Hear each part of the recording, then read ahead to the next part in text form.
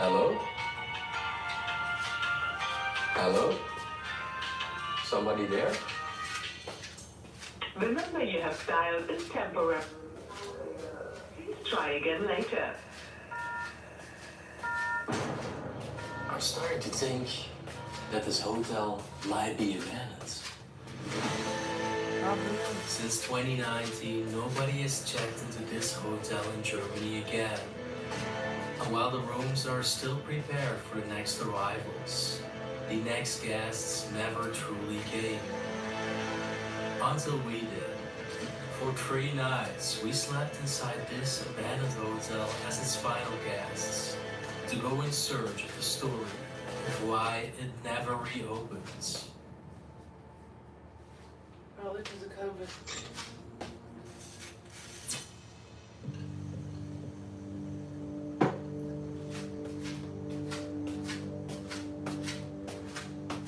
Right behind me is the entrance to a massive abandoned hotel in Germany. A 3-star hotel that closed its doors for good in 2019. Now, you might wonder, where is the owner? Why are no guests sleeping here anymore? Because what you're about to see inside makes it feel like this hotel never truly closed. And what if I told you we slept 3 nights in this hotel? Why 3? Well, let's just say we received some unwanted visitors because we were here the first time, a person came on the property, the second time, a person peeked right through the window where we were filming, and the third time, that's right now. That's hence also why you see me wearing different clothes. And yes, last night I slept here again. And what if I tell you that we didn't even pay a single euro? Dubai investments now closer to you anywhere you are. Bingati's exclusive summer offers have started for a limited time. Explore premium developments across Dubai's most sought-after locations, designed for modern living and long-term investment value. With 100% freehold ownership, 0% property tax, and the opportunity to qualify for the UAE Golden Visa. Prices start from $272,000 US.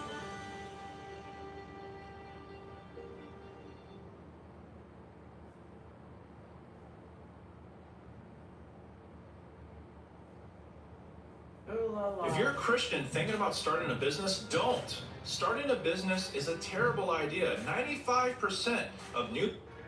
Right here, you can see the main entrance of the hotel. And if I walk right here between the bushes, you can also still see the letterbox from the family Fisher, who are the owners. That's still all the signs. 2019 award winner for booking in 2015. Recommended on holiday check in 2018. Guys, this place was still bursting with guests only 5 years ago. And currently, it is really abandoned.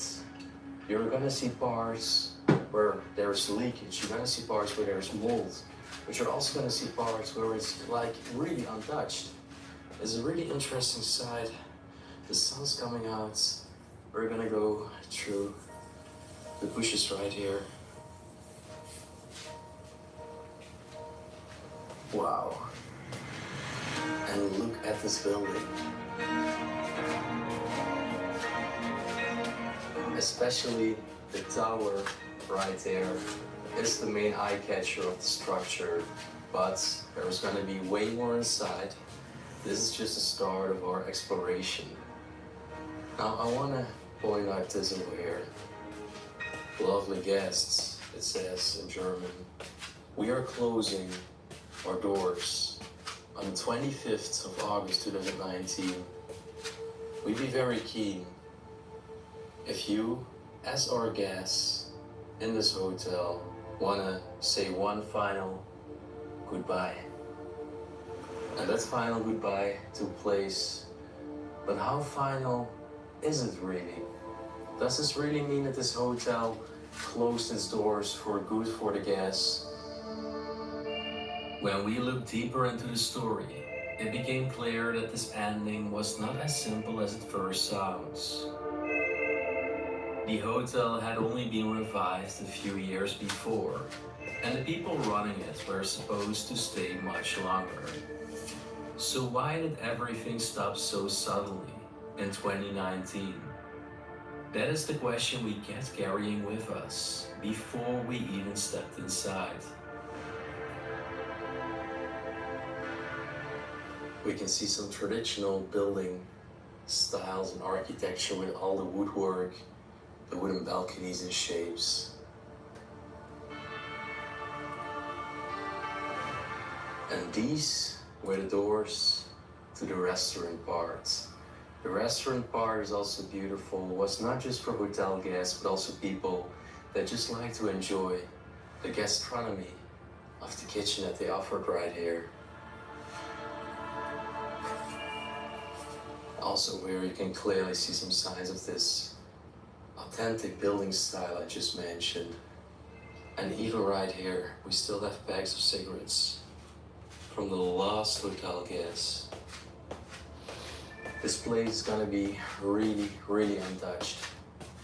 Now, what I find interesting is there's another outbuilding right here. And right here, with this little chimney, was actually an outside grill.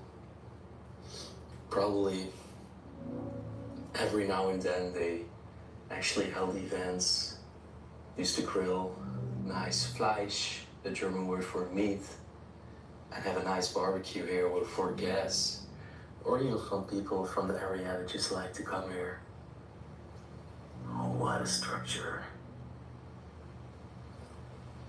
Now, you're probably as eager as I am, even though I've already seen it, but I'm sure you want to see what's inside.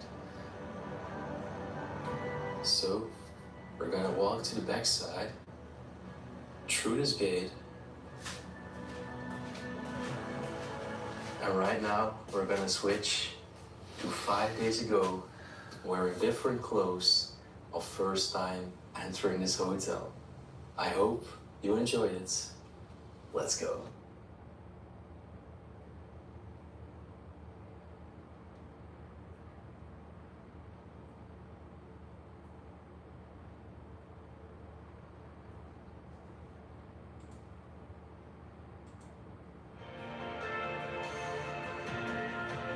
When I graduated from my entry-level program with a Bachelor's of Science, shortly after takeoff of New York's LaGuardia Airport, Jazz 531, a Dash 8 aircraft, loses all control of its heading.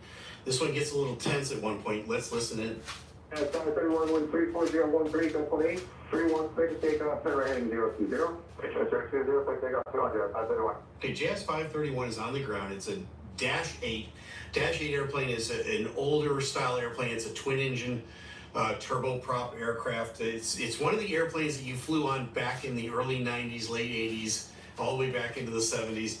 And you hated those little airplanes. That's why they replaced them with the regional jets now. The nice, much more comfortable, much more quiet, much more capable platform. But the Dash 8s are still around and they still fly. So Air Canada, under the call sign of Jazz, that's a regional carrier, flies these de Havilland Dash 8s. So it's taking off out of LaGuardia Airport on its way up to Toronto. Shortly after departure here, something goes wrong, but it's an insidious problem.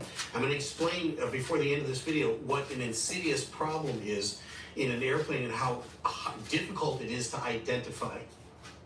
They're on their takeoff roll, and they're rotating. Off they go. Jazz 531, speed right turn heading 020. 020, Jazz 531. All right, so 020, you look at it on the compass in front of you, turn the airplane right to Jazz 020. 531, you're there from, so the 20 heading 020. We're showing 020, Jazz 531. Okay, now this is our first indication that there's a problem because the controller told them to turn right to 020. They're nowhere near 020, but they think they are. They're looking at their instrument and it says 020. They're like, what's the problem? He says, you're not heading 020. It takes a while to diagnose what the problem is here. One of the things that pilots are trained at right from day one is to always, always, always trust your instruments unless there's a reason not to. So what would be a good reason not to? The instrument is smoking and it's on fire. That's one reason. A flag comes in, and there's little flags that tell you that there's something wrong with that instrument. The old steam dials, we call them. This is an older aircraft with the round dials. It's not a flat panel display. And even if they've upgraded to this, at some point, anything can go wrong in the pitot-static system, even on a glass panel display. So, having said that, you could have an erroneous heading and not have a warning with it. Usually you'll get one, but if you don't, that's what makes it an insidious problem. These guys are going to troubleshoot along with the ground controller or the tower controller to figure out, is there something wrong with some stuff on the ground or the stuff in the airplane? So he's saying he's going to come back, the ground controller is saying, I'm showing you on a 310 heading. You guys think you're on a 020. I'm showing you like a 310 heading. Okay, we have a 020, so it might be having a minor heading issue there. You think? Alright, that's 31, you need to turn about like 90 degrees to the right. Okay, 90 degrees to the right, guys, how's everyone? Okay, so the first thing that the ground controller does, or the tower controller does, it says, turn 90 degrees to the right. It doesn't give them a specific heading anymore, so he's already kind of heads up that they might have something wrong with their gyro. This is going to be called a no gyro approach, or they're going to handle it as a no gyro situation. In other words, your attitude gyro has just failed on you, or your attitude compass has failed on you. You can't tell what heading you're on. He's going to say turn right 90 degrees. Those are things that pilots at least used to be trained in initially in basic instrument training, is to time a turn. So you go into about a 25-degree angle of bank turn, depending on what your airspeed is, and you hit a clock and you go for a certain amount of seconds, and it should be 15 seconds. That'll take you about 90 degrees at a 25-degree angle of bank, and then you roll out. So even if you don't have a reliable magnetic heading compass in front of you, you've also got your wet compass, and that'll always work for you. So these guys should be comparing what they see in front of them with the wet compass. The wet compass is just an old compass ball. It's round, looks like a globe inside a liquid container. And you can always check that out to give you a rough reference of where you're heading. I'm not sure that they did that, but again, they might have. Here we go.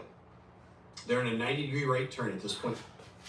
Alright, that's 31, contact the parts there, and suddenly having problems with your heading. Okay, well, no, thanks, guys. We'll be right back, but first a quick word from our sponsor. Have you ever noticed how fast the news moves? A story breaks, and within minutes there are a dozen different versions of it, each with its own spin, telling you something slightly different about what happened. It's exactly why so many people feel confused by the news today, and it's why I use Ground News. Instead of bouncing between dozens of websites trying to figure out who's saying what, check out Ground News. Everyone, leveling up 5,000. I just having a minor heading issue. Currently on a heading of about 110. Yeah, they're nowhere close to 110. 31 years departure radar contact. Have you heard about pop-in windows? You need 50 homeowners in your area to trial this radically simple new window replacement service. Get this, at no cost to try. This service is part of a program they're running to connect homeowners with professional... Right, they're heading about 030. Guys, 531, send up sitting 320. 320, guys, 531. It's a big left-hand turn, but they remember their Guys, compass 531, is on on the 8,000. Alright, 8,000, guys, 531. Now, the other thing that might be wrong, if they're having a pitot-static problem, and the pitot-static system is the system that takes outside ambient air and it compares it with static air, and it goes through the computer and it will come up with altitude and airspeed. And now that can be, it usually isn't related to the compass, that's usually a separate thing, but many times if there's a major malfunction somewhere in the aircraft, you could have multiple malfunctions. You could have an altitude unreliable, you could have heading unreliable, you could have airspeed unreliable. So when you get one, you kind of want to double and triple check the rest to make sure that everything is working properly, all right? So these guys know that they have a heading problem. They're probably trying to troubleshoot that right now. The ground controllers or the departure controller is going to be concerned that they don't have the right altitude or airspeed. So he's going to double check with them. I'm pretty sure he's going to here to make sure that they are seeing on their instruments what he's seeing on his. But he's got him in a left-hand turn now to 320. And they're climbing Yes, 8,000. 531, show your current track on a 260 heading. Yeah, they're 60 degrees off, right? They're way off. Okay. Okay. You're like, okay, we show 320. Yes, 531, when you're able, go direct to code. Direct code, yes, 531. Now, direct coat is a point that they can put in their computer. So they can type in COATE and hit execute, and the airplane should take them right to that point in space, right? But if there's something wrong with the system, we don't know to what degree it is. Is it going to tell them they're going to coat, but they're not really? Let's see. This is going to be the next layer. 531, on a 18, 2000. 2000, yes, 531. So they're still climbing out, still heading to Toronto while they're diagnosing their Yes, problem. 531, I'm showing you back like a 260 heading southwest bound. So you showing direct code at the moment? Yeah, we're having some issues here heading. We're kind of like direct code right now, yes, 531. Okay, so they think they're direct coat, but he's looking at him going, I don't think you're direct coat. You're on a different heading altogether. Here we go. Yes, 531, yeah, you're almost about 90 degrees off, so you're going southeast bound, code is northwest bound. Yeah, you're going completely in the wrong direction. Yes, 531, can you turn left heading 90 degrees, 90 degrees left? Okay, 90 degrees left, yes, 531. Yeah, something's really messed up with this airplane, and now that's why it's so insidious. They're Just just not finding out. 531, yeah, instrument team did not see working. Can we come back? How you over doing? and we'll go visual? Welcome in. Yes, 531. No food cooking right now. Yes, 531. Okay, so Hope you're having a that's a good day. good decision on their part. And this, when I say it's insidious, it takes a while for the crew to diagnose what's going wrong with their airplane, then to go into the troubleshooting mode. Is there a checklist that they can go through to try to restore it? Are there backup systems that they can employ? All that stuff. It depends on what model airplane you're in. Now, the next consideration is the weather. If you had taken off in kind of sketchy weather, you're probably not going to want to come back to that airport with no gyro. With no gyro, you're going to be at a point where you're going to have to rely on your instruments too much, and they can't even go direct to a point. But if you can look outside and you can see, you could fly anywhere. So it's a nice clear day in New York. They decided to come back to LaGuardia. I think this is a good decision. Yes, 531, sure thing. The flying of, let's see how 120 heading looks for you. Okay, 120, yes, 531. Now, this guy just gave them a heading, and they can't, they're just trying to figure it out. Yes, 531, descend to maintain 4,000, showing you at 12,700 and climbing. Okay, descend to maintain 4,000, yes, 531. This is the first indication that they might have an altitude problem, because he gave them 12,000 as an altitude, and he says to them, I see you at 12,700 and climbing. Now that's already a violation right there, except for the fact that they've got a known problem. So either these guys are going to declare an emergency here in a minute, or ground control or the ATC is going to declare an emergency for them. But this guy's being very lenient at this point. He knows that they've got a problem. They're not in any imminent danger of hitting another airplane, so that all of it's good at this point. But he's pointing out to them, hey, you might have an altitude indicating problem as well. Yes, 531, measure altitude and maintain 6,000, showing you at 13,000 feet. They're 1,000 feet Maintain off, 6,000, 531. right? So how they're climbing, Yes, they should be 531, sitting turn on. 20 degrees to the right. 20 degrees right, yes, 531. Now he's just going to give him 20 to the right. Just little Yes, vectors. 531, on your behalf, I'm going to declare emergency for you. When you're able, I think your fuel and full number. So he's going to declare an emergency for them, and that's something that ATC can do for you. If you get busy or overwhelmed, or they just think that you're an emergency aircraft, they're going to do that. They're going to clear out the airspace in front of you and around you. And these guys now, a classic no gyro approach will not be turn 20 to right or 30 right. It'll be turn right, stop, turn left, stop, turn. They'll call your turns and tell you when to stop, because whatever you're looking at in front of you is completely unreliable. So that's what's ahead for these guys. Now, I can tell you, in my times at the airline, I probably did a no gyro approach in training twice in 34 years. It's just, there's so many redundant backup systems on the larger airliners that this is just never an issue. And so they don't really waste a lot of time training you on it. In my Navy days, I did a lot of these in training, and I did a lot of them for real.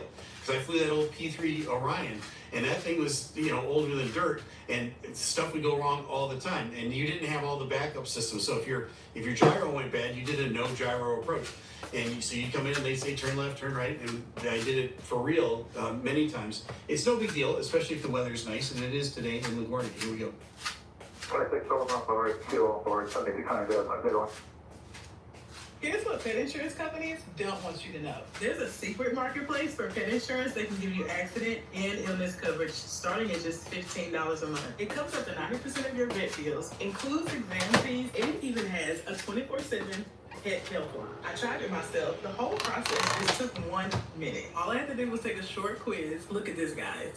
I got accident and illness coverage for only $16 a month. Now I can ensure that Midnight is covered in almost any situation. This marketplace has helped me so much. I'm gonna put the link below so it can help you too.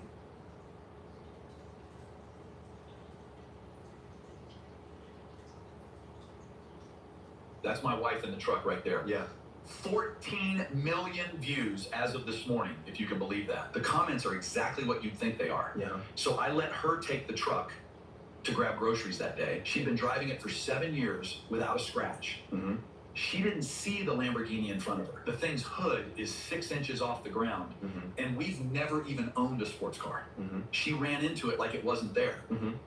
The guy parked next to her was filming. He caught the whole thing. That's how it went viral. Mm-hmm. So for the first 24 hours, we thought we were just going to file the claim and ride it out. Then the messages started. My wife got over 100 DMs in 48 hours, and I got my own pile too. And the messages were brutal. Mhm. Hope you have good coverage, lol. Mhm. Your wife just totaled my dream car. Bro, your premium is about to look like a mortgage payment. Mm-hmm. And the worst one was just prepare for the worst. Friends I haven't talked to in 10 years suddenly resurfaced with the same question. What's the bill gonna look like on that? Coworkers texting me at 11 p.m. Yeah. 3 different aunts forwarded me the clip like I hadn't already seen it. And the Lamborghini, get this, was $139,000 to repair. Mm-hmm. Our liability cap was $300 grand, technically covered. Mm-hmm. But our carrier called us 6 days in. They said, we're gonna need to talk about non-renewal. And she quoted me $864 a month Mm-hmm. for a new policy under their risk pool. Mm-hmm. $5,000 collision deductible. Yeah. Almost triple what we'd been paying before the accident even happened. So that night I tried 4 other big name comparison sites. 3 of them wouldn't even quote us. Once I disclosed the at-fault loss, Mm-hmm. the 4th one came back at $812 a month. So I sat at the kitchen table with the laptop open, Mm-hmm. trying to figure out how to break that number to my wife on top of everything else. Mm-hmm. And out of all the messages we've been getting, one of them was different. A guy I actually went to high school with. Mm-hmm. I hadn't talked to him in 11 years. He DM'd me at 9 p.m. and said, bro, it happens. My wife had something similar 2 years ago. Mm-hmm. Different car, same idea. Mm-hmm. There's a site that saved us. Mm-hmm. So I called him Mm-hmm. and he told me about it. Apparently some guy built it for himself. Mm-hmm. He made it run way more carriers in the country at the same time. Then his neighbors started using it. Mm-hmm. Then thousands of people. Mm-hmm. Now it's word of mouth only, doesn't show up on Google, and barely anyone is using it because of that. Mm-hmm. So I asked him, how could it be lower than 812 with a viral at-fault claim attached to my name? Mm-hmm. And he said, look, there's more than 300 carriers in the country, and the big comparison sites only check 1 to 3 of them, that's it. Mm-hmm. There's also 47 different discounts you might qualify for, and most of them only apply 3 or 4. Mhm. This site checks much more carriers and applies every discount you qualify for. He said the best way to see your real rate is through the tool. Mm-hmm. So I asked him about the lapse and the claim. Okay. Are they descending yet? Thank you, and you expect some no gyro vectors. No gyro vectors. This is going to be turn right, turn left, stop, turn left, stop, turn. Yeah, 531. Currently showing you at 10,000. Is that correct? Is it heading? Yes, sir. Altitude is working. It's just our heading, Jeff. 531. So Yes, 531. Thank you. Just had to maintain 4,000. So maintain 4,000, Jeff. 531. hey, pay attention, guys. Jeff, 531. You ready to return to LaGuardia? Yes, sir. We're ready, Jeff. 531. Now, see how he Jeff, directs. 531 approach on 134.9. 34 now, Jeff. 531. Okay, so he gives him a frequency change to see how this next guy handles the Approach, gyro. Jeff. 531. 8,500 setting 4,000. And we don't have a heading. We're showing about 140 right now. Jeff, 531. Roger. I'm going to continue to give you no gyro vectors. Roger. And the air traffic controllers are trained in this as well. Jeff, 531. Turn right. Turn right, Jeff. 531. There it is, turn right. Now, I don't think you hear him say stop Yes, turn. 531, he's trying to maintain 2,000. So maintain 2,000, guys. 531. So when he says turn right, what does the pilot know to do? He's going to go into what's called a standard rate turn, and that depends on your airspeed and everything else. Generally speaking, and I know my pilot buddies are going to get upset about this, it's about 25 degrees angle of bank, somewhere in there, 20 to 25. And so these guys are going to start into about, and if I didn't have the time to get out the slide rule and do all the calculations, I'd just go into a 25-degree angle of bank turn and wait for him to say stop turn. Now, when he's going to say start turn, stop turn, does it make a difference if you do standard rate or not? No, but it's all about the timing, right? You don't want to get ahead of the controller or keep him so focused on your heading that he can't do anything else. You don't want to overdo it. You don't want to underdo it either. You can't take forever to make your turn. So they're in a, let's say, a standard rate turn. Let's see how they do. Yeah, the approach is 531. We have the field set at home. Field 531 route. You can find out the visual coach for runway 31. Visual 31, guys. That's a relief to the controller that the field's in sight, because that means he's off the hook. Yes, 531. You're clear to the body of your radar vector. Continue right turn. Continue right Yes, turn. we're right in the radar vector. Continue right turn, guys. 531. So this is a great big long sweeping right turn that they're making back in the airport. Yes, 531. Stop turn. Reduce speed to 170 left. Okay, so you heard him say it. Stop turning. That's when you level the wings and you stay on whatever heading you've got, right? And even if you your compass is unreliable, look out in front of you, pick a point on the ground, and just kind of fly straight to that point. That'll keep you straight, especially when your wings are low. Okay, stop turn and 170 left. Yes, 531. Check this out. I'm going to show you how I afforded this car. Okay, you ready? All right, $118 for car insurance. That's how much I was paying, okay? I picked up the car a few months ago, and watch this, ready? $97 premium, $20 were my fees, $118. All right, just right by the book here. This is really Yes, 531. Turn information to Bravo and LaGuardia. Turn winds 32010. Check that 531. okay. They're going to start a right turn here again in a second. Yes, 531. Turn right. Turn right. Turn right, yes, 531. And he's expecting him to do a standard rate turn, about Yes, 25 degrees. 531 LaGuardia Airport, 12 miles and 2 o'clock. Field site, yes, 531. Yes, 531. Clear visual post runway 31. Clear visual 31, yes, 531. Okay, at this point, he's not going to give them any more turn right, turn left, because they've got the field in sight, so they can see the runway. They can do their own turning left and right, and they're going to do it visually. They're not going to do it off their instruments. So they're still turning Yes, right. 531. Contact LaGuardia Tower 18.7. Have a good day. 18.7, thanks for up, 531. No problem. The good thing is the airspeed and the altitude are still working. Larry Tower, guys, 531, visual 31. Guys, 531, LaGuardia Tower, wind 35012, continue on the approach, stop will hold to the park party, arrival, your number 2. Stay flight number 2, guys, 531. Okay. So here they come into the airport. Guys, 531, traffic parcels, and Embraer 175, runway 31, clear to land, wind 33016. Clear to land 31, guys, 531. Okay, so they cleared the land. They make an uneventful landing back at LaGuardia. They get the airplane checked out. I thought you would like to watch this video because this is an unusual malfunction. You don't hear this very often. Like I said, in 34 years in my airline, I probably practiced this twice.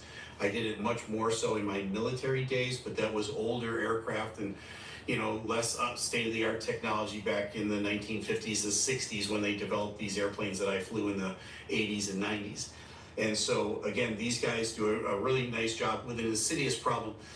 Let's talk about what an insidious problem is for a minute. There are several other things on an airplane that could fall into the same category. A fuel leak, for instance. You might have leaking fuel coming out of the wings. You can't see the wings on most airplanes when you're flying, and so you wouldn't be able to visually see that. You might have to send one of the pilots back to look out a window, or one of the flight attendants might say, hey, there's some fluid coming off one of the wings, but how fast is it coming out of the tank? You just don't know. And you'd watch your totalizer or the totalizer in the wing begin to go down, right? And it would go down real slow. If it went down real fast, you might have a major fuel leak, all right? But most of them are pretty slow. A slow depressurization in the aircraft is another one. And they train you to look for the symptoms of an airplane's cabin altitude that's rising. The airplane is got a slow leak. The cabin altitude's coming up. You might not get an indication or a warning in the airplane. You just have to recognize it on your own. But if you get bluing in your fingernails, in the bed of your fingernails, that means you're becoming hypoxic.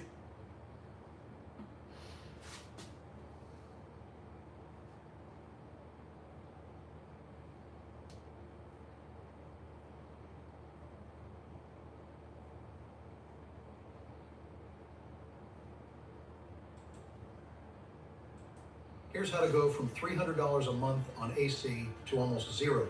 We built this portable cooling system that can drop a room's temperature. Okay, so in this video, I'm going to give you guys a thorough tour as to what a 5-star luxury hotel is like here in the tropical paradise of Sanya, China. First things first, let's check it in. All right, walking into the main lobby, you have these beautiful kind of lantern display here with some Chinese New Year lantern scenes, and then some elevators right there. And this is just great weather, so everything's kind of opened up and free flowing with the air and the breeze. But yeah, let's go ahead and check in.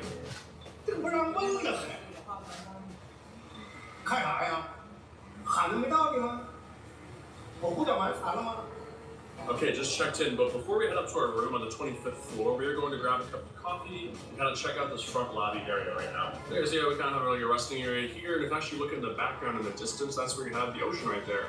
A bunch of boats and actually some helicopters flying by giving you tours. Yeah, but we're actually going to continue on to the left over here, and actually, surprisingly, the coffee of choice for this chain is Starbucks.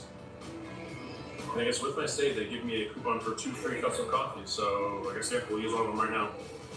Okay, I got my coffee. Here's some snacks right here. Though I will say, I'm a little bit surprised they don't have like free snacks or cookies in the lobby, like some other hotels do, especially for a hotel of this price. Alright, pretty fancy elevator too, not gonna lie. And we are on our floor. This is the kind of view we're dealing with. Alright, let's get to our room.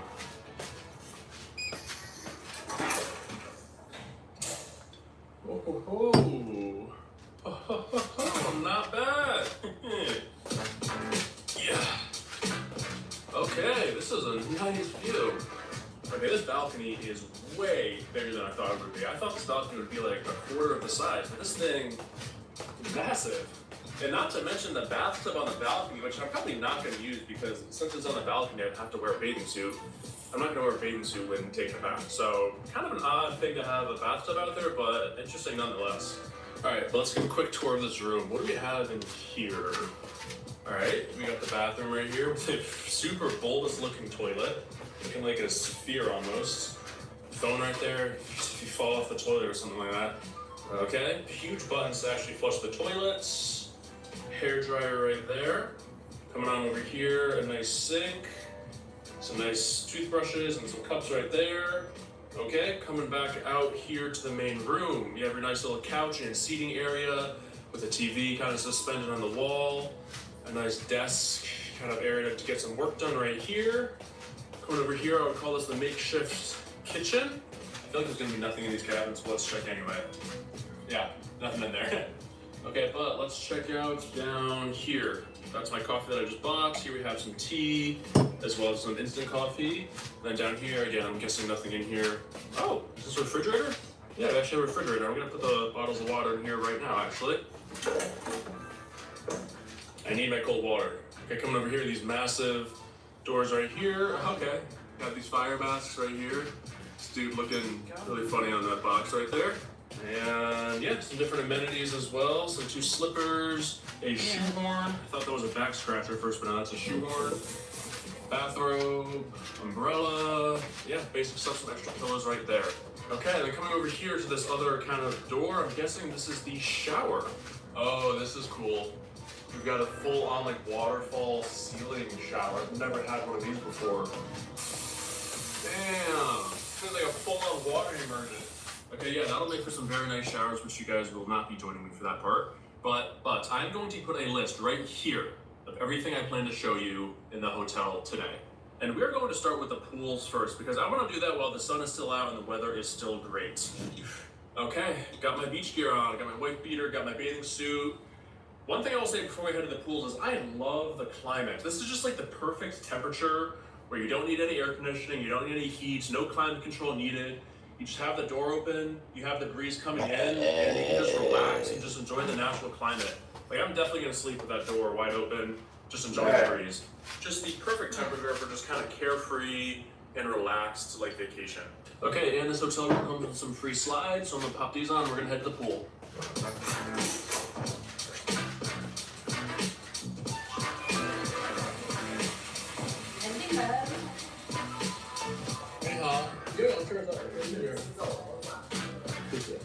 Okay, that's the pool. I'm not sure why we can't walk up there. I guess we gotta walk this way and kind of go up that way. I guess that makes sense because it requires your room key to access. All right, let's enter. So the sterilizing tank. Yeah, I'm not gonna be going in there. All right, this is the pool. Not bad. If we look to the left, we have these rentable water guns. Yeah, large water guns that you can rent. That's actually really funny. And then an ice cream cooler right here. So this kind of seems to be the main pool overlooking the shore right there. Bunch of kind of places to chill right there. I think they sell food right there. It's actually just lockers. This is a smaller kiddie pool. I'm gonna come this way. I think there's a pool that way that we can check out. So here, yeah, we have a beautiful view of the ocean right here. But unfortunately, this pool is defunct. It is completely empty. Oh, that's a shame. I guess we're gonna go back to this main pool right here and get a quick swim in. Here we go. Deep water. That's for me. I got myself this kind of relaxing pod right here. We're gonna hop in the water in a second.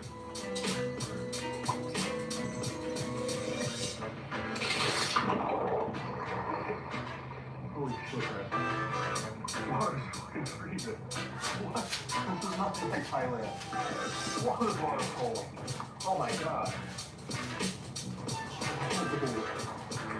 So I guess before coming to Sanya, I kind of assumed the weather would be comparable to Thailand just because they're both tropical kind of paradise areas, but I'm definitely gonna take me on that. But anyway, but when I landed here, I discovered it's a good kind of 10 degrees cooler than Thailand. So I was not expecting it to be that much colder, and subsequently this water is pretty frigid. We're gonna hop out of this pool right now. Okay, I'm actually gonna rent one of these water guns. If I'm not mistaken, it says it's free if it's less than 2 minutes, but if you use it for more than 2 minutes, then you get charged the full rate, which is 48 yen for half an hour. Oh no, guys, I actually can't rent this. I don't have good enough credit for this. Okay, so for those that don't know, there's like a credit system tied into WeChat. Not like social credit or anything like that, but like if you want to rent power banks, if you want to rent a water gun like that, or use like a self-service vending machine where you can just open up the door and grab whatever, you need to have a credit score in WeChat. And since I just kind of got here and I haven't been living here for that long, my credit score is not high enough to rent that water gun. So sorry guys, you will not be able to see what an electric water gun looks like. Okay, pool experienced. Cross that off the list. I'm actually a little bit surprised that they have lifeguards though. At least in America, most hotel pools, there's no lifeguard. But maybe because this resort has a lot of younger kids perhaps and families, they kind of have the lifeguard there as I guess maybe like a selling point. Okay, how about we check out the fitness center next? Need a loan, but your credit looks like this? Simple Lending helps people just like me find real solutions, even with a credit score in the 500s. They look at my income and my whole situation, not just the number. It felt totally judgment-free. I applied within 2 minutes, got approved, and the money hit my account within 48 hours. Now, instead of juggling 5 What? Don't tell me this is it. Okay, thank God. Hey, this actually...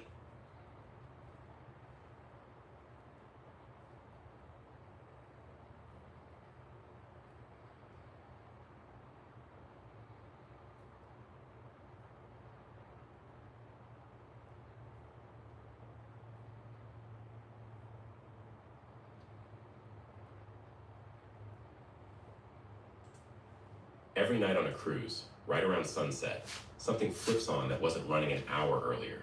The casino lights up, the slot machines start chiming, and it has almost nothing to do with atmosphere.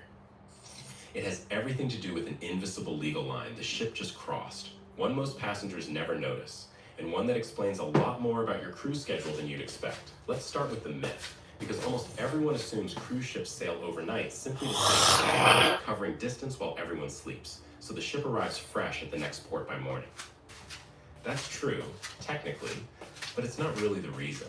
It's more like a convenient side effect of something far more deliberate. The real driver is money, and specifically, where a cruise line is legally allowed to make it. It's a nice, tidy explanation, the kind that shows up in most travel blogs answering this exact question, and it isn't wrong so much as incomplete. Here's the detail that changes everything. Cruise ship casinos cannot legally operate inside a country's territorial waters, generally defined as roughly 12 nautical miles from shore in places like the United States. Step aboard in Miami or Fort Lauderdale, and you'll notice the casino sitting there completely dark, lights off, machines silent, even though everything else on the ship is fully running. It's not a staffing issue or a scheduling quirk. It's federal and maritime law. The moment the ship crosses that 12-mile boundary and enters international waters, the casino comes alive almost instantly, governed suddenly by the laws of whatever country the ship happens to be flagged under instead of the country the passengers just left. Officers monitor GPS constantly to know exactly when that legal switch gets flipped, because opening early is a genuine regulatory violation, not just bad form. The flag itself is more than most passengers realize. 2. Once a ship crosses that boundary, it is not operating under some neutral, lawless void. It is operating under the legal code of whatever nation it is registered to, and cruise lines choose that registration deliberately. Panama, the Bahamas, and Liberia are 3 of the most common choices across the entire industry, not because of anything to do with those countries themselves, but because their maritime regulations tend to be more permissive and predictable for exactly this kind of onboard commercial activity. It is why the minimum gambling age on one ship might be 18, while the minimum on another, sailing from the very same American port, is 21, depending entirely on which flag happens to be flying off the stern. The logic gets even more transparent when you look at so-called cruises to nowhere, short round-trip sailings, sometimes just a few hours long, that exist almost entirely to give passengers legal access to a casino. Popular for decades across parts of Asia, these trips do not bother visiting a destination at all. The ship simply leaves port, sails far enough to clear territorial waters, opens the casino, lets everyone play for a set number of hours, and turns around. Strip away the destinations, the excursions, and the pretense of a vacation itinerary, and what is left is the purest version of the same incentive driving every overnight sailing on a normal cruise. Time spent legally outside a coastline is time the ship can legally profit from gamming. This isn't a new trick, either. Gambling ships have been exploiting exactly this loophole since the 1930s, when operators anchored converted barges just past what was then a 3-mile territorial limit off the coast of California, ferrying gamblers out by water taxi to dodge state anti-gambling laws entirely. When international law later extended territorial waters out to 12 miles in the early 1980s, it made that old model far less practical. Permanently moored ships suddenly needed to sit 4 times farther offshore. Modern cruise lines solve the same underlying problem in a completely different way. Instead of anchoring a stationary casino far out at sea, they simply built the casino into a ship that was already going to be sailing that far out anyway, as part of its actual itinerary. California's own Attorney General at the time eventually ordered raids on several of these floating casinos, boarding them by force to shut the operations down, which only underscores how seriously authorities took what was, even then, viewed as a deliberate attempt to dodge the law by the width of a few miles of open water. On a typical sea day, some casinos run around the clock, floor-to-ceiling activity from morning until the early hours of the next day, while on a port day, the same room stays dark until roughly an hour after departure, then runs late into the night to make up for lost time. So think about what that legal boundary actually means for a ship's daily schedule. Welcome to Nellis Auction. We're thrilled to help you score your first amazing deal on our site. Every day, we offer thousands of items for auction.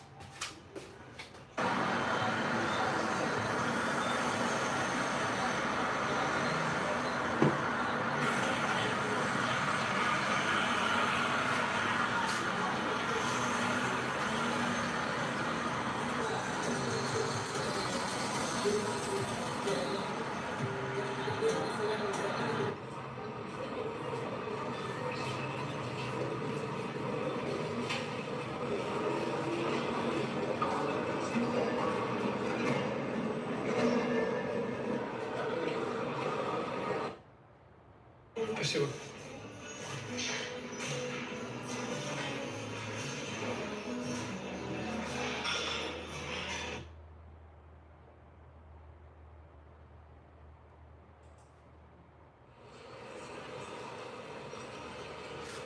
Our investigation begins in Istanbul, Turkey. We'll be boarding a plane here for one of the most closed countries in the world. Our destination is Turkmenistan, and its capital, Ashgabat. Ashgabat? Turkmenistan is a repressive dictatorship at the very bottom of major NGO rankings for human rights and freedom of expression. Journalists can't investigate the country openly, so we're going there on an organized trip. On va se faire passer pour des touristes avec mes collègues. On a pris des petites caméras amateurs comme ça. Et on va essayer de ramener un maximum d'images. After a 4-hour flight, we land in Ashgabat in the middle of the night. Turkmenistan is famous for its countless absurd rules. The first is the color of cars. The dictatorship only allows white vehicles in the capital. In the airport car park, there are hundreds of vehicles, all white. It's all intended to impress visitors, and it makes our driver proud. $2.2 billion. The price of this airport complex. And this complex of the front ends, they have the solar batteries. Every time must be cleaned this front end, because the first can see this monument. If we put the dirty, nobody can have the pleasure of seeing this stuff. We're staying in a hotel in the city centre. The marble lobby is completely empty. We're in a group of 4 tourists. During our stay, we'll be accompanied and, above all, supervised by our guide, Dimitri. So you're a little bit tired after this flight.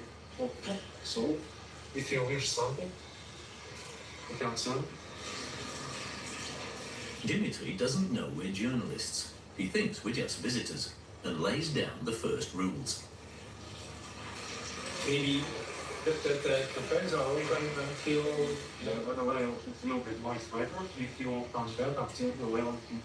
Okay, yes. Just minutes, just for you. Well, not dangerous still. Our special service for all time. Since the COVID epidemic, there's been a compulsory 11 p.m. curfew for everyone every night. Seen through the window, the streets empty very quickly. The regime keeps a very close eye on the inhabitants, and even more so on foreigners. The internet is blocked, making it impossible to communicate with the outside world. We're going to have to be careful, starting tomorrow morning. Ici, on essaie de pas trop parler à l'hôtel parce qu'il sait qu'on est plus ou moins écouté. Voilà, bah ici, en fait, on n'a pas de connexion internet. Enfin, il y a une connexion, mais c'est une connexion fantôme. On n'a accès à rien de ce qui se passe à l'extérieur, que ce soit les réseaux sociaux, les journaux. Rien de rien. On peut pas communiquer avec l'extérieur. C'est assez flippant parce qu'on a toujours l'impression qu'il n'y a personne. Par contre, il y a des caméras partout. Our first contact with dictatorship, and it's just the beginning. Many people think their only options to get out of debt are making minimum payments, bankruptcy, or a consolidation loan, but those are actually the worst options. Minimum payments can lead to being in debt for decades and paying as much. Turkmenistan is a small Central Asian country with 7 million inhabitants, wedged between Uzbekistan, Iran, and Afghanistan. Since its independence in 1991, following the collapse of the USSR, there have been 3 dictators, who have all maintained the ways of the Soviet era. Fraternal ties with Russia and its president, Vladimir Putin, belief in secrecy, the cult of personality, It's a video of Turkish people. Like, oh, you can hide behind him and he will protect you. and the accumulation of wealth by those close to the government. For 10 days, we were able to film this country like tourists closely watched by our guides. Don't take a picture, another one. Don't take a videos or photos. Switch off, please. We were shown all the highlights, imposing monuments paid for by Turkmenistan's greatest resource, natural gas. The Akol Teke, sacred golden horses, the pride of the country. We walked beside a 25-kilometer long canyon and visited grandiose mosques that were completely empty. But above all, we saw the face of dictatorship everywhere. Here, everything revolves around the country's central.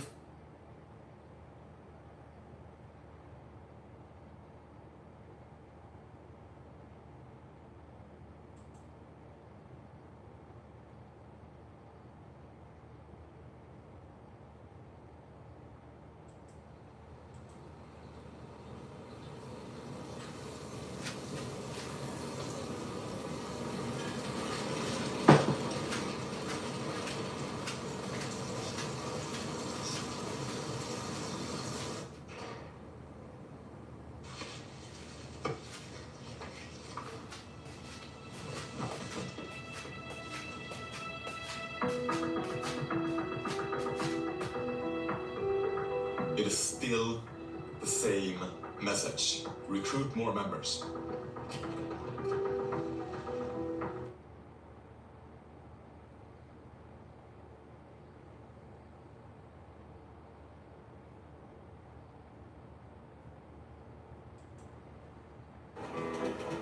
Ladies and gentlemen, good morning. How's the crew? Welcome aboard. The Venice Simplon Orient Express is marketed as one of the world's most luxurious rail journeys. Obsessed with the Titanic. This is the closest you're gonna get to like that sort of luxury. With 18 carriages from the 1920s and its very own champagne bar, the train is a historic hotel on wheels. It's amazing. In today's world, it's very easy to do fake luxury. It's very difficult to do real luxury. The most popular route is from London to Venice. Across a 9-month season, the train travels through some of Europe's most spectacular scenery. To keep pinching myself. It's like a dream come true. I can't believe I'm here. From alpine lakes to steep mountain passes. No, you come over to Bigo. Champagne. YouTube will be closing in 2 hours. Major budget airlines and high-speed travel. Who are the passengers that spend thousands to board this unique train? This way, unless I win the lottery, I don't think we'll be doing it again soon. With only bunk beds to sleep in. We put the brothel car and made up about that. And no Wi-Fi or ensuite toilets. It needs some showers. Tomorrow morning, we'll get it through to you. And what are the challenges for the staff trying to provide the height of luxury on a train traveling at 100 miles per hour? Like Mission Impossible on the train. This is how much I used to pay for home insurance, but No, not anymore. YouTube closes at 5 p.m. To lower my rate, and now I only pay $11.99. Then you go over to for Bigo. home insurance. I mean, it's amazing. Then you need to go to Every Bigo. homeowner needs to check this out. It only takes a couple minutes to see what savings you could unlock. Stop getting overcharged. Stop paying more than you.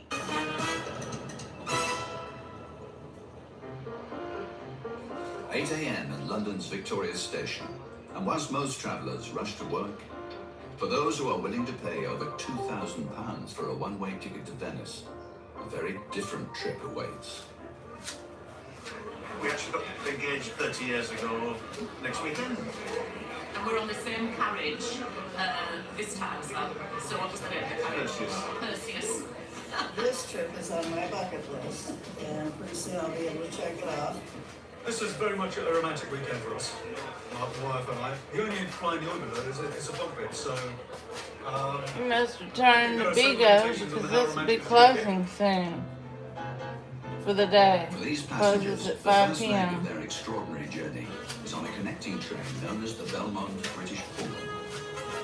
It will transport them to Folkestone, where they will cross the Channel to Calais and join the Venice Simplon Orient Express, which will take them the 1,100 miles and a 36-hour trip to Venice. It's going to be my first time, yes. Not with David there, it's been once before.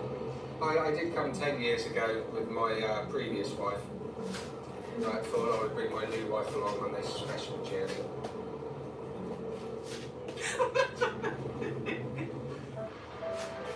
Today, the London to Venice route is part of a multi-million-pound business that has attracted some of history's most iconic figures. It'll be closing in less than 2 hours. This YouTube closes and Bigo stays open. You can either choose to stay on here and it closes, or you go to Bigo. She had her tin and tonic, so we used to make round ice cubes. They didn't chink so much. Many of the onboard staff have put in years of service.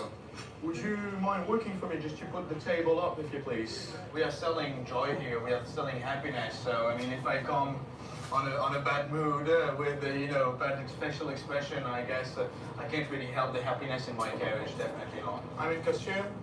Oh, there. I'm on stage. I'm just doing my show. Every passenger is different. As soon as you walk up to them and present yourself, you have to synchronize. You have to immediately in those few minutes, you have to understand their emotion and try to synchronize your emotion with theirs, so you can actually treat them the way they want to be treated. But trying to provide a 5-star service on a train traveling at 100 miles an hour takes a bit of practice. I find if you focus too much on standing upright, you fall over or you forget. My tip to passengers is usually just walk a bit like a duck. You sort of have to spread your feet apart and not to focus on it too much. So I always say think like a duck and sort of waddle from side to side. The train has been running for 33 years, but this season its fortunes are in new hands. Pascal Derol first stepped on board over 2 decades ago. It started 23 years ago. I got a job at the And you will, Ryan, you're going to come to Bigo or get off the I ship? didn't think about hospitality, so I was scared. Now he's back as the new general manager with grand plans to develop the business. I have millions of general managers. Well, you have to go over to I Bigo. have one It's right general up here. manager of the train. Every month, Venice-based Pascal joins the train to meet with staff and make a thorough inspection of the carriages. Need to renew the brass. When you start looking, you start seeing little things. A former sergeant in the Air Force, he prides himself on his meticulous eye for detail.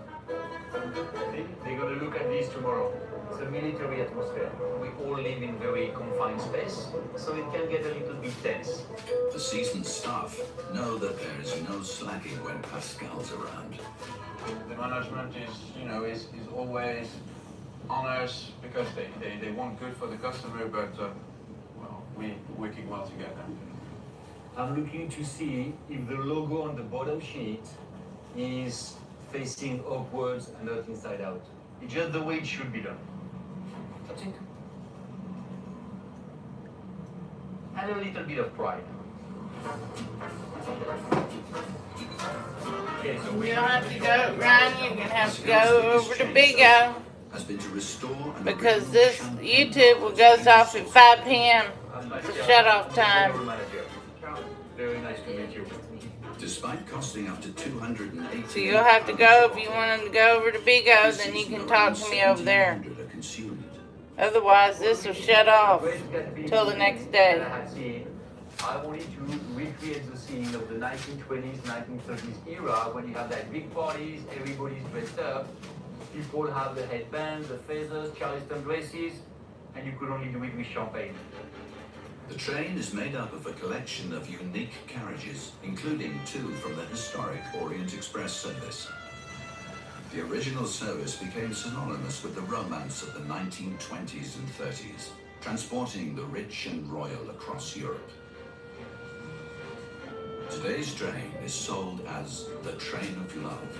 We're on 100, so it's very special. And despite a healthy price tag, having to share a toilet along the corridor and no showers. This is the bathroom sink area, which is here, which is really nice. Sounds good.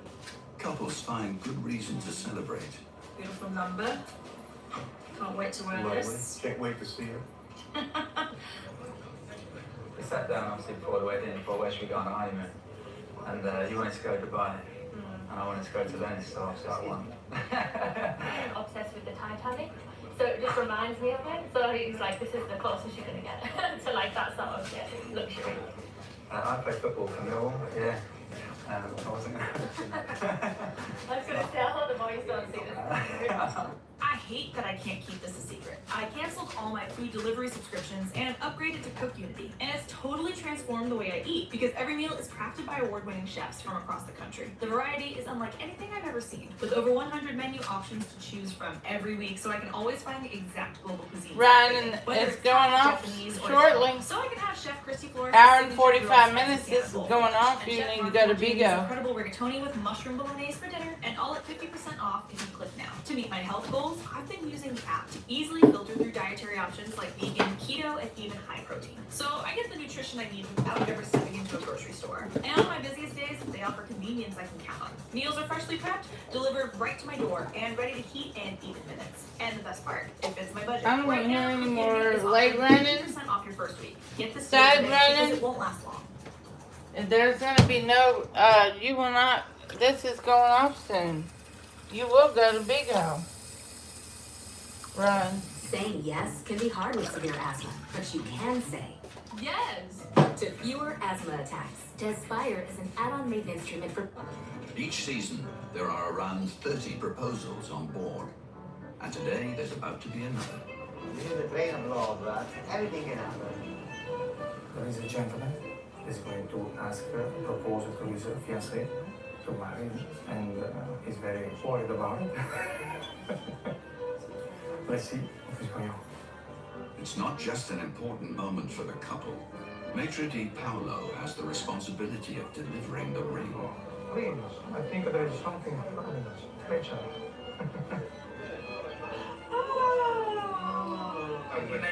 Oh my goodness, so I didn't know what to say.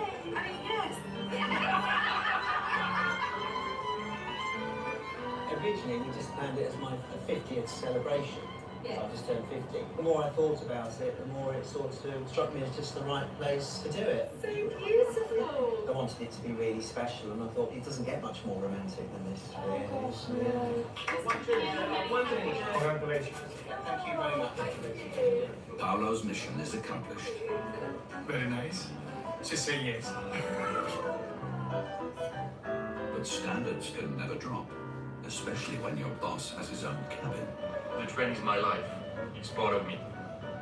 Everything I do relates to the train and vice versa, so I just saw that the cleaning team forgot to clean the outside of my washing cabinet properly. So you should never have a cabin steward and the general manager.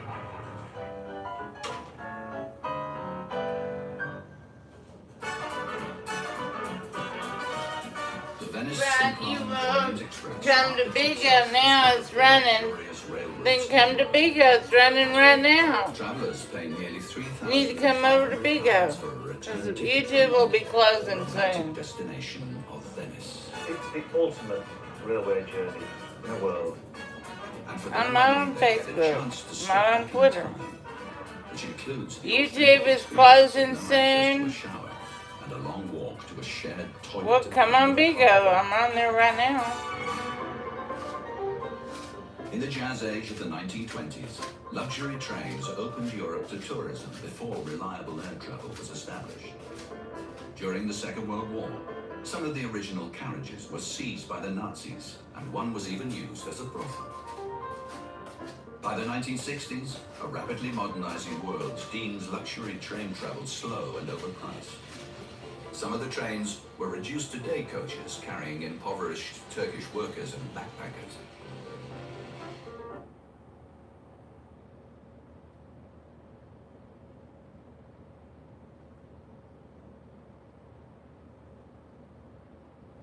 Run, honey.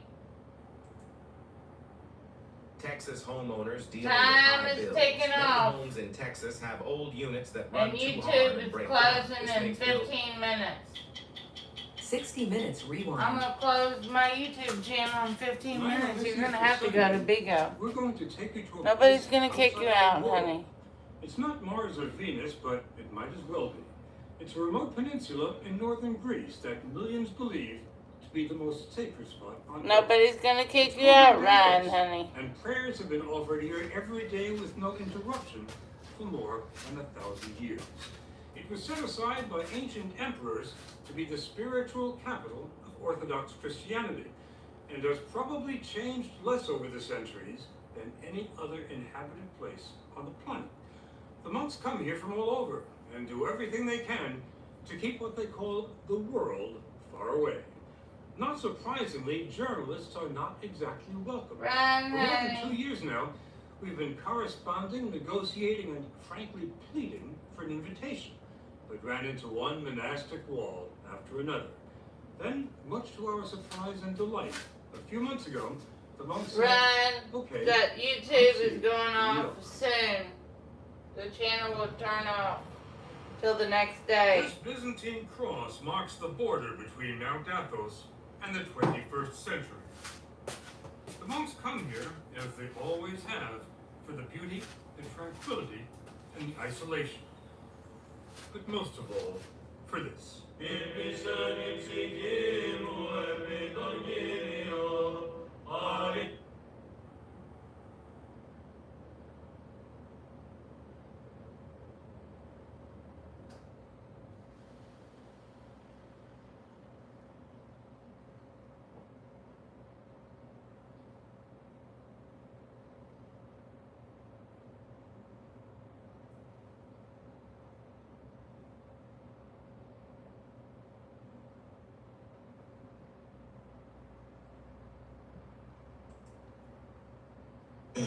No, one of the psychics possesses a physical object, hidden somewhere. A scroll made of a material Run, unknown on the Earth time does is not- ticking off. Does not tear. Written on it are 10 secrets, dated events that announce the end You of must the come over to Bigo, honey. Time will tick off shortly. Is worse than anything that has ever happened. And you must come to Bigo if you want to continue talking with your mother. A priest will announce what, where, and when. The countdown has begun. Here, even bronze bleeds. A statue has wept an unknown fluid for over 20 years. I was able to touch it. It's very impressive. The water comes out of the leg. It's a miracle. So is this the greatest mental manipulation in history? The devil in disguise, or a cash machine that has brought in billions? Or is it the definitive proof that Mary still appears today and therefore God exists?